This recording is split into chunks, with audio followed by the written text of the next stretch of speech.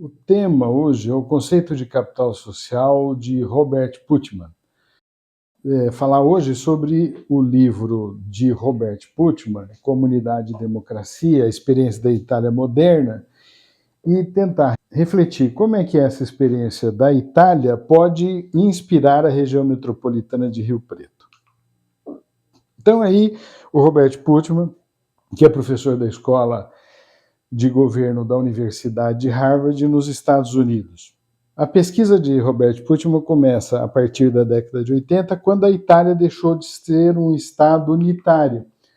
Nessa reforma administrativa feita naquela época, foram criadas 20 regiões com capacidade de autogoverno.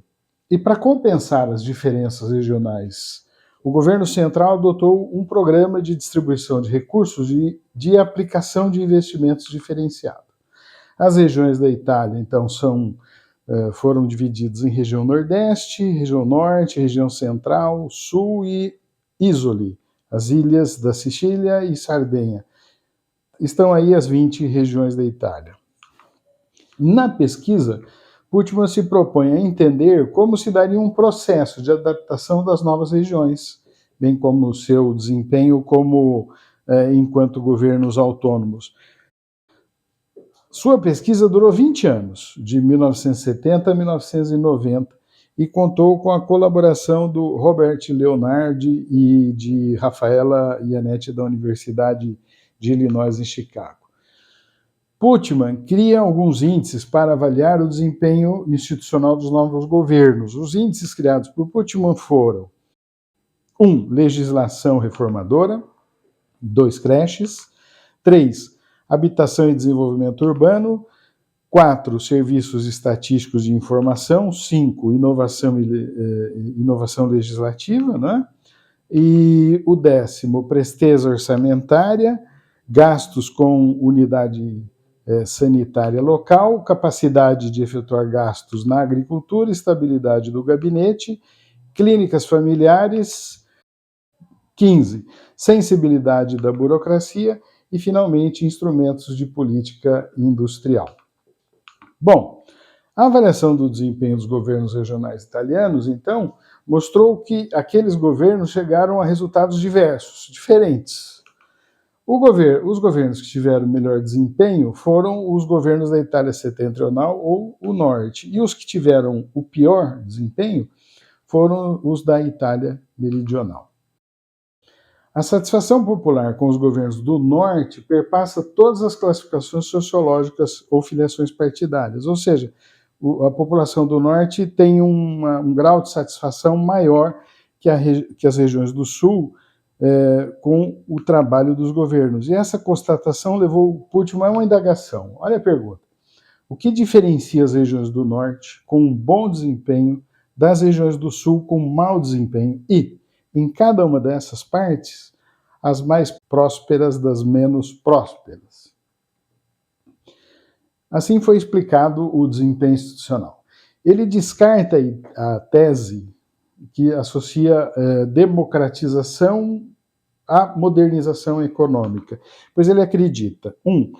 As regiões que mostraram melhor performance institucional não coincidem com as que receberam mais recursos ou investimentos, ou seja, não é mais dinheiro que faz melhorar a performance.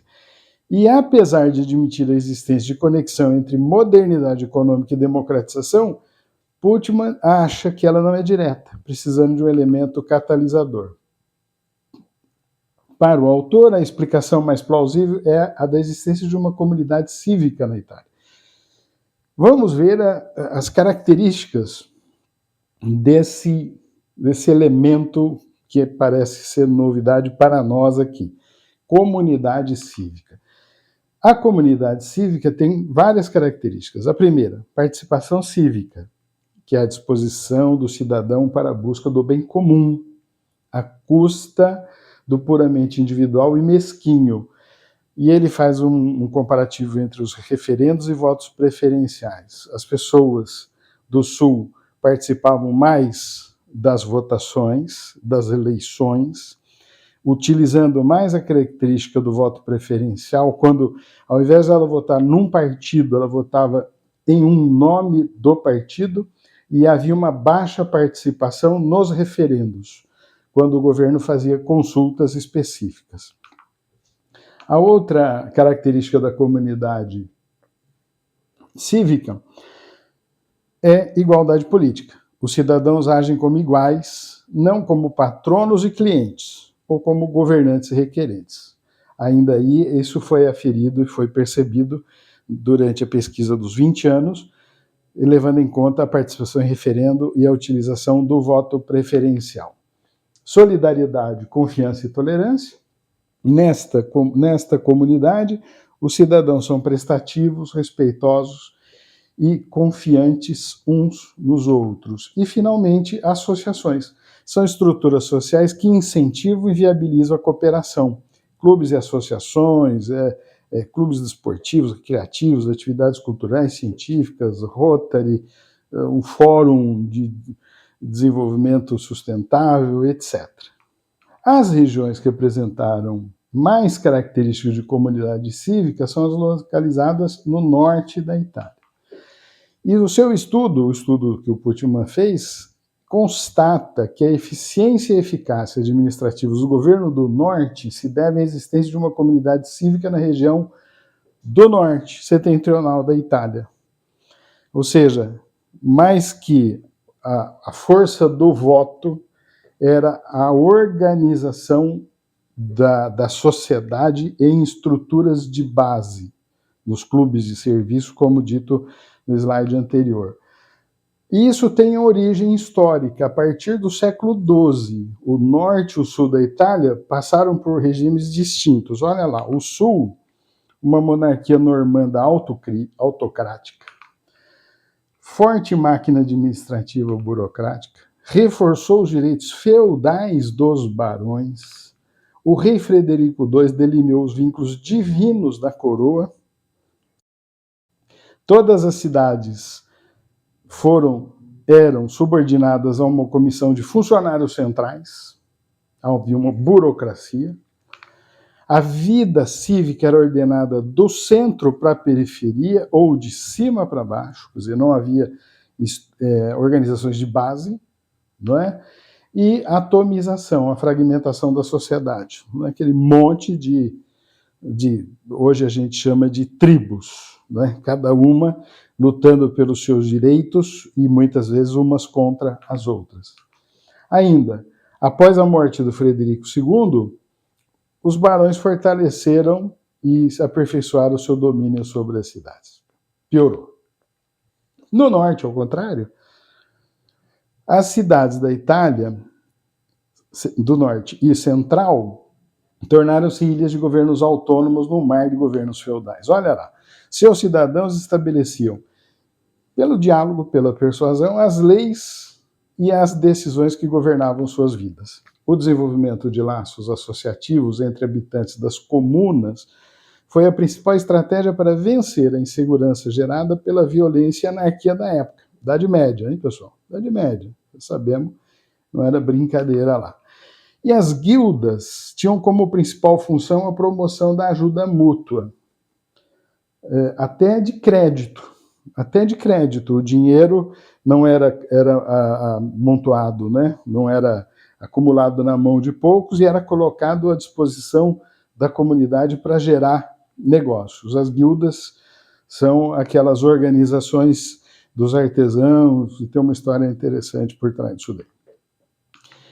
E a partir do século XIII, os vários estratos sociais e classes profissionais passaram a contar com direito de representação nos conselhos comunais.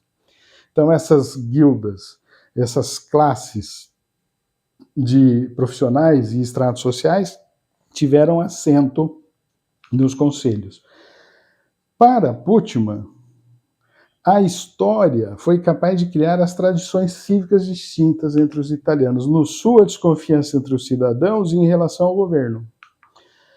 Autoritarismo governamental, opacidade administrativa, clientelismo burocrático e desinteresse político, baixa vocação participativa, que é o capital social negativo. No norte, fortes laços de confiança mútua em relação ao governo, organização de base, de categorias de base, de estratos sociais, se relacionando horizontalmente, democracia participativa, transparência administrativa, sensibilidade e profissionalismo burocrático e interesse público, e a participação política. Isso dava num capital social positivo. Para Putman, a história molda as instituições e estas a política. Agora, a história, ela é um processo contínuo que começa quando? No nosso caso, se a nossa história não nos trouxe a uma situação desejável, ela começa agora. Agora. Faremos para o futuro. O capital social e desempenho institucional, então, fica assim. Capital social seria o conjunto de crenças compartilhadas que melhora o desempenho dos estados democráticos. Isso faz a partir de confiança, não é? E por que o capital social é, em termos políticos, produtivo? Porque ele consegue resolver o principal dilema da ação coletiva, a deserção, que é a falta de colaboração. Eu não contribuo com o outro numa ação necessária ao outro, porque eu penso que o outro não contribuirá comigo quando eu precisar dele, que é a falta de confiança que leva à deserção. E aí vem algumas dicas. O Alexis de Tocqueville aponta que a sustentação democrática na América, nos Estados Unidos, é a propensão aos americanos de formar organizações civis e políticas. Então, os Estados Unidos é cheio de ONG isso, ONG aquilo, tem todos esses instituições, esses organismos sem fins lucrativos, né? Greenpeace, o Rotary, enfim, um monte desses surgem dessa propensão americana a formar essas organizações, né? Mas as associações civis contribuem para a eficácia e a estabilidade do governo democrático, não só por causa dos seus efeitos internos sobre os indivíduos, mas também por causa dos seus efeitos externos sobre a sociedade. Ou seja, dentro de uma associação como essa nossa do Fórum, nós aprendemos a nos relacionar respeitosamente, confiando nos outros. E isso cria uma energia, uma força tão grande que faz com que os efeitos externos sejam poderosos também.